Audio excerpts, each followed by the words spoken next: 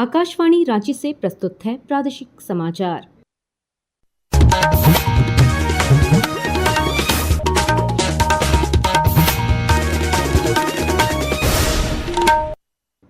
नमस्कार, प्रादेशिक समाचारों के साथ मैं कामिनी।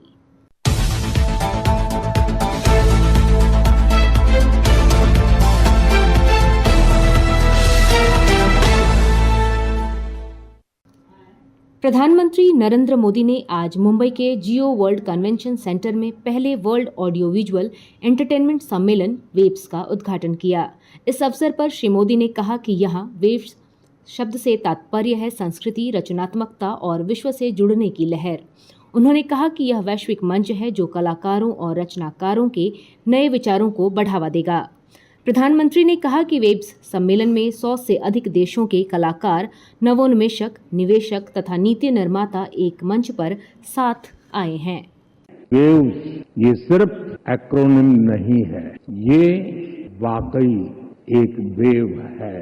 कल्चर की, क्रिएटिविटी की, यूनिवर्सल कनेक्ट की। वेव एक ऐसा ग्लोबल प्लेटफॉर्म है जहां हर कलाकार, हर युवा एक नए आइडिया के साथ क्रिएटिव वर्ल्ड के साथ जुड़ेगा।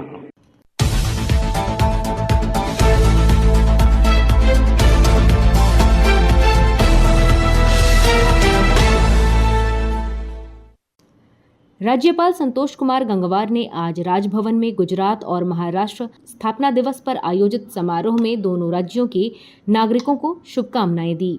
इस समारोह में जम्मू कश्मीर के पहलगाम आतंकी हमले में मारे गए नागरिकों को श्रद्धांजलि अर्पित की गई और आतंकवाद के खिलाफ सख्त कार्रवाई का संकल्प दोहराया गया।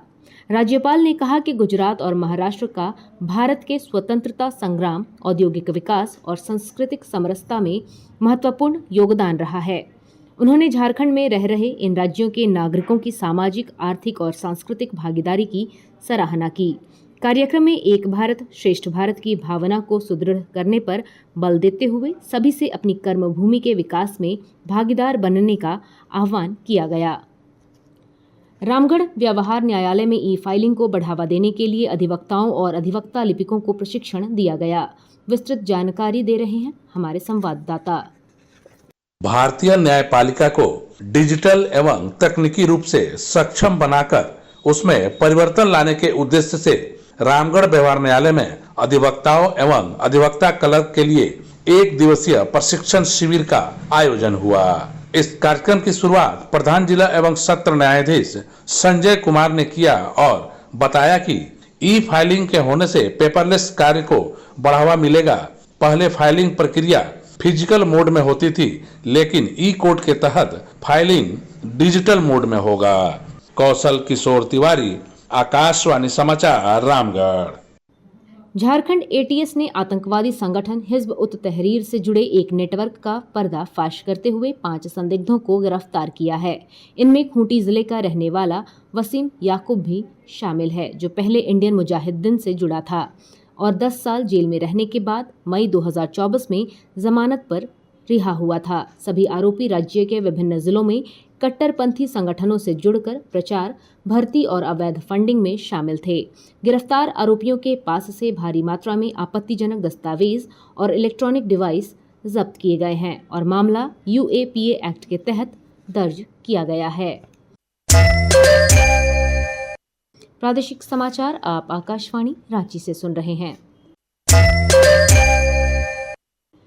हजारीबाग के बड़का गांव में विस्थापित महिलाओं का समूह लाह की चूड़ी बनाने का काम कर रहा है। विस्तृत ब्यौरा दे रहे हैं हमारे संवाददाता। इन दिनों शादी विवाह का मौसम चल रहा है। नई नवेली दुल्हन के हाथों में चूड़ियां भी खूब खनक रही हैं। हजारीबाग के बड़का गांव में विस्थापित महिलाओं का समूह लाह की चूड़ी बनाने का काम कर रहा है। प्रशिक्षण देने वाली महिला बताती है कि एनटीपीसी पकरी बरवाडी की ओर से कोयला उत्खनन के कारण जमीन का अधिग्रहण किया गया। कंपनी ने इन्हें नियमानुसार भुगतान किया है। वैसी महिलाएं जो आत्मनिर्भर होना चाहती थी, उन्हें प्रशिक्षण से जोड़ा गया। कई महिलाओं ने तय किया कि वे चूड़ी बनाने का प्रशिक्षण लेंगी। गौरव प्रकाश, आकाशवाणी समाचार, हजारीबाग।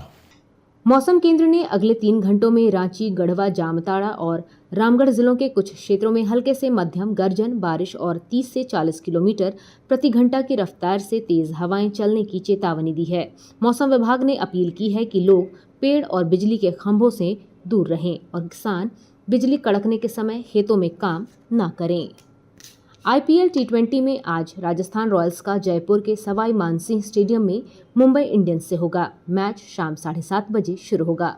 सभी की निगाहें फिर से 14 वर्षीय वैभव सूर्यवंशी पर होंगी, जिन्होंने अपने पिछले मैच में 35 गेंदों में रिकॉर्ड तोड़ शतक लगाकर क्रिकेट जगत को चौंका दिया था। इसके साथ ही आकाशवाणी रांची से प्रादेशिक समाचार का ये बुलेटिन समाप्त हुआ। अगला प्रादेशिक मुख्य समाचार शाम 4 बजे प्रसारित किया जाएगा। नमस्कार।